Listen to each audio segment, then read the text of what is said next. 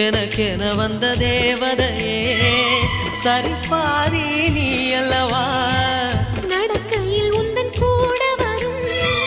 நிழல் போலே நான் அல்லவா கண்ணன் கொண்ட ராதையர ராமன் கொண்ட சீதையர மடி சேர்ந்த பூரதமே மனதில் வீசும் மாருதமே நன்றி சொல்ல உனக்கு வார்த்தை இல்லை எனக்கு நான் தான் மயங்குறேன் என்னுடைய மனச தந்துவிட்ட பிறகும் ஏம்மா கலங்குற